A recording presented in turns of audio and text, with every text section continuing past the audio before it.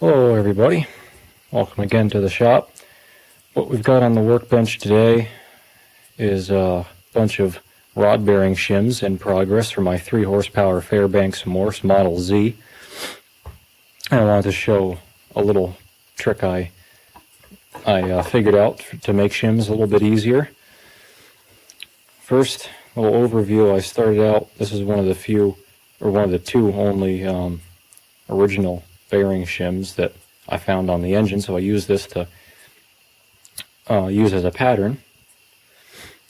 And as far as shim stock, I found a piece of 100 thou, or rather a 50 thou thick brass.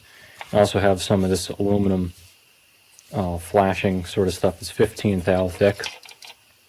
So I'm going to make shims out of those 2 thicknesses, and for the more fine-tuning adjustments, I'll just make some shims out of heavy cardstock paper and regular printing paper.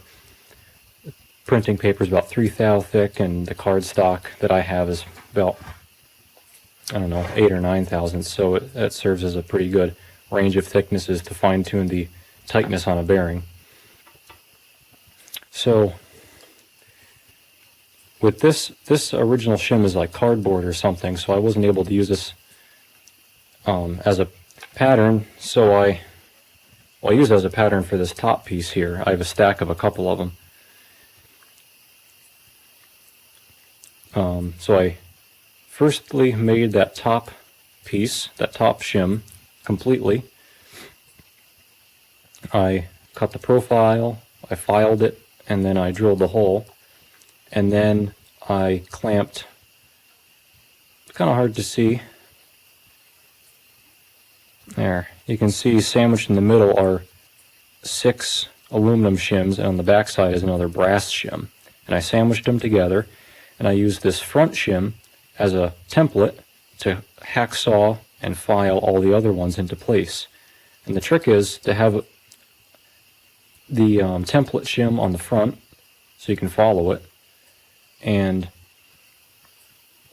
a thick shim on the back to act as a backing, because if you're sawing and filing, you know, that way, if you're cutting that way, it's just gonna bend the thin pieces of shim stock. But the thick shim in the back acts as a nice backing, so you don't damage anything. Keeps it all nicely sandwiched. As you can see, it works out pretty well.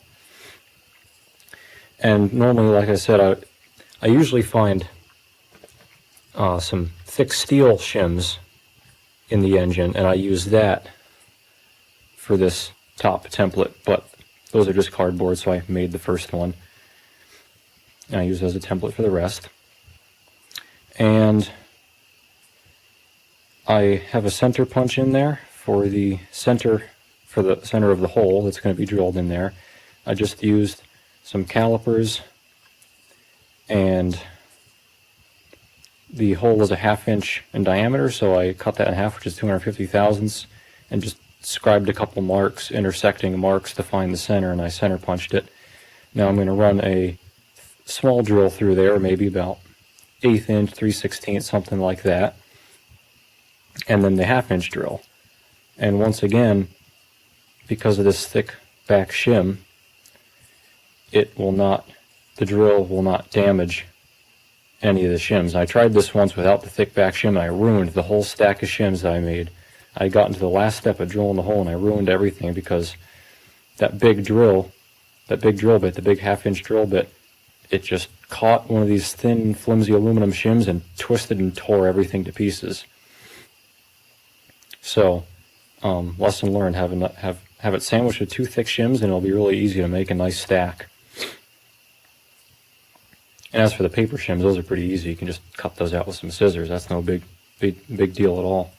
But these metal shims are sort of a pain to make, but if you make a stack of them like this, it goes along pretty well. So that's it for now. I'm going to finish up making these shims and adjust the bearings, and I'll keep you updated on the progress of my 3 horsepower Model Z Fairbanks-Morse. Thanks for watching, and come back for more.